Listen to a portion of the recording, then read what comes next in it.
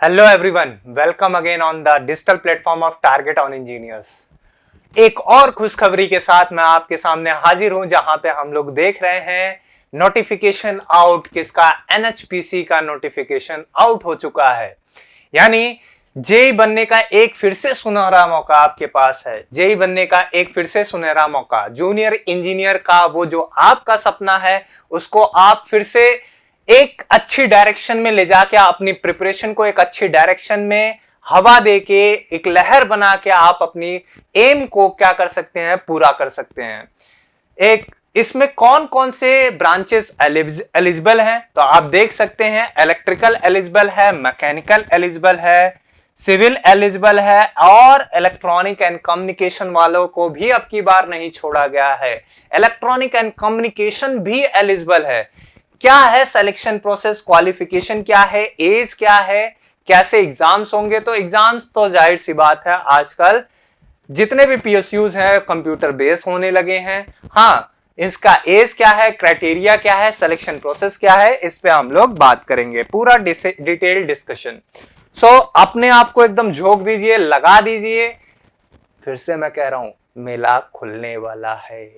ठीक है, मेला खुलने वाला है। चलिए आइए, क्या है तो सबसे अच्छी बात है, ऑफिशियल नोटिफिकेशन एनएचपीसी से हमने डाउनलोड कर लिया है, आपके समक्ष प्रस्तुत किया है। प्रस्तुत इस बात पे है और इस नोटिफिकेशन की पहली लाइन से मैं आपको स्टार्ट करना चाहता हूं। जरूर ये बात आपको भी समझना चाहिए और लोगों को भी समझाना चाहिए। Energy is the future. बहुत अच्छी बात है, इसे आपको भी समझना चाहिए और लोगों को भी समझाना चाहिए। क्या? एनर्जी इज फ्यूचर, है ना भाई?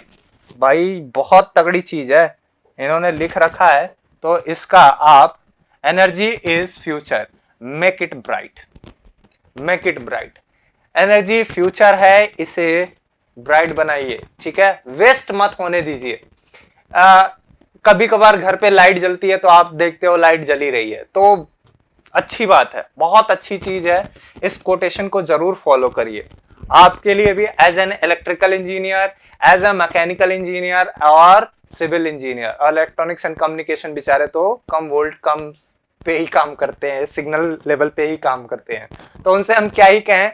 बाकी और उनसे भी हम ये आग्रह कर रहे हैं कि अगर आपको लगता है कहीं पे भी एनर्जी वेस्ट हो रही है तो जरूर आप उसको क्या करिए, संरक्षित करिए। चलिए आइए जरा, तो हम लोग कहते हैं come to the board of executive chance. ठीक है, ये सारी बातें हैं, इनके बारे में थोड़ी सी बातें बता दी गई हैं। आइए हम अपनी बात करते हैं डिटेल वैकेंसीज के ऊपर। क्या है क्वालिफिकेशंस, क्या है एक्सपीरियंस, क्या मांगे गए हैं, इस पे हम लोग थोड़ी सी बातें कर लेते हैं। चलिए, तो ऐसा है, जूनियर इंजीनियर के लिए एक पोस्ट आई है। ब्रांचेस कौन सी है? सिविल, है ना भाई?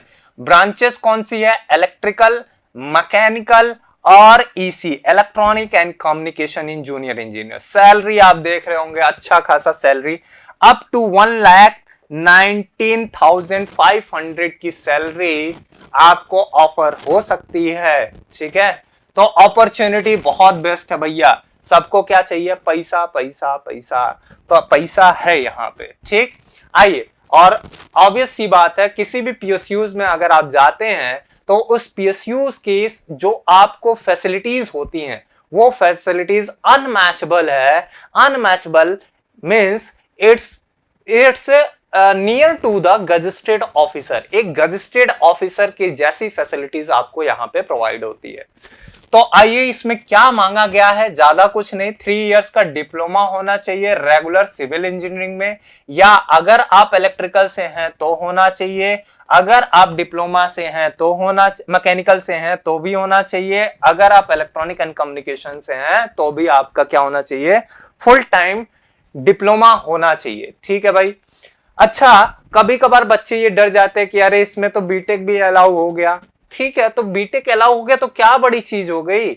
अगर आप ये लड़ने की क्षमता अगर नहीं बढ़ाए, अगर आप अपने आप को हमेशा नीचे डाउन रखोगे या अपने आप का अपना कंपैरिजन किसी और से करोगे, तो ये आपके लिए सबसे बड़ा लॉस है। ये आपके लिए सबसे बड़ा लॉस है। क्यों लॉस है? अगर एग्जाम रखा गया है जहां पे बीटेक को भी अलाउ किया गया और डिप्लोमा को भी अलाउ किया गया, क्या डिफरेंसेस आएगा?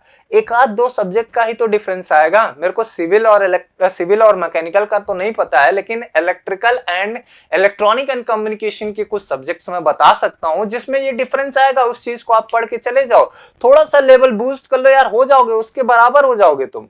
लेकिन वहीं पे बीटेक वाला आपके बराबर नहीं हो पाएगा। क्यों? क्योंकि जो नॉन टेक है ना, वो बैलेंस नहीं कर पाता है, थोड़ा टाइम लगता है उसको बैलेंस करने में, उसको वो चीज समझने में आपको थोड़ा सा टाइम लगेगा।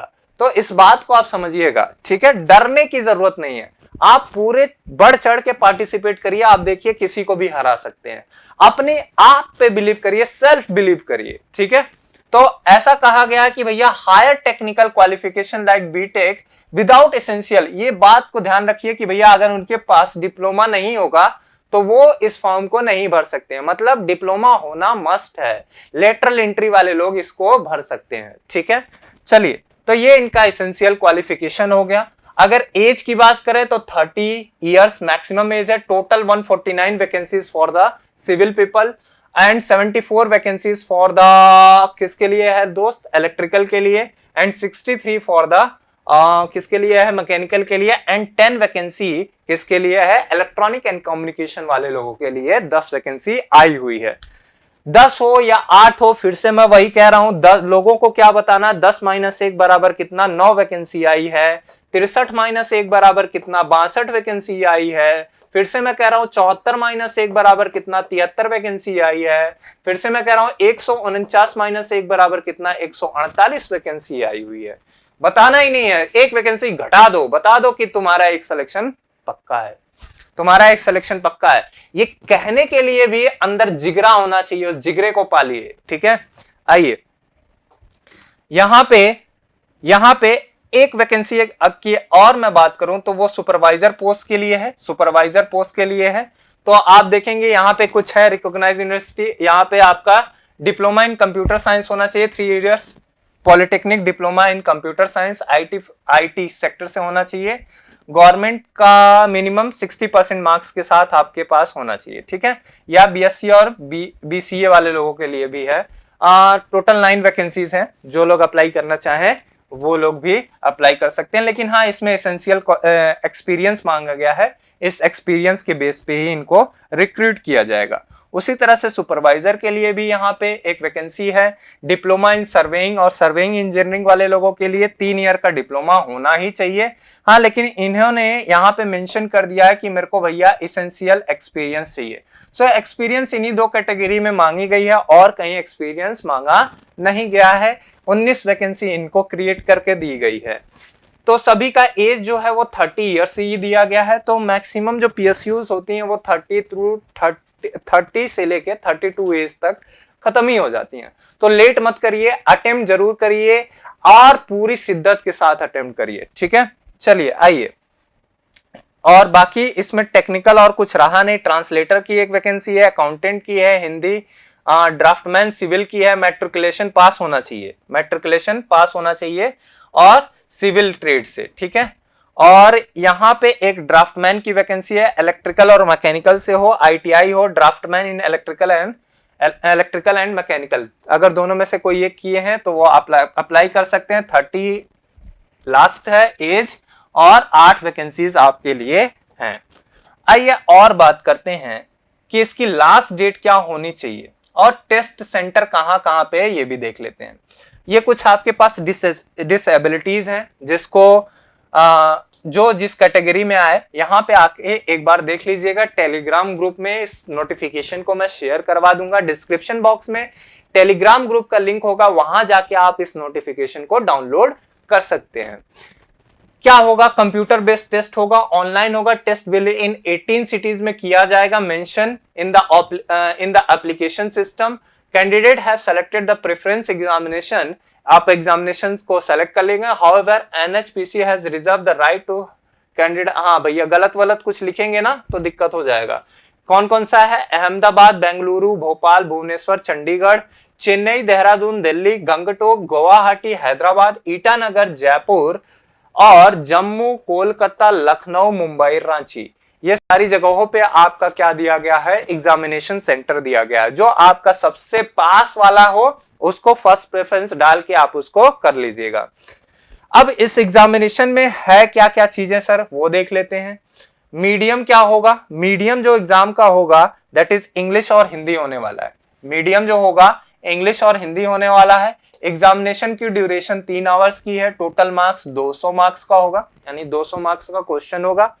इसमें आपके पास junior engineer, civil, electrical, mechanical, electronics and communication supervisor के लिए आईटी, ये सब्जेक्टिव पेपर हो जाएंगे जिस वाले पार्ट से आप रहेंगे। ठीक है भाई, ठीक है। फर्स्ट पार्ट 140 एमएसक्यू पूछेगा जिस आप डिसिप्लिन से रहेंगे।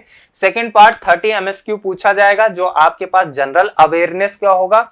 और थर्ड पार्ट होगा 30 एमएसक्यू रीजनिंग के साथ। ठीक है, तो ये बातें आपको दी गई हैं।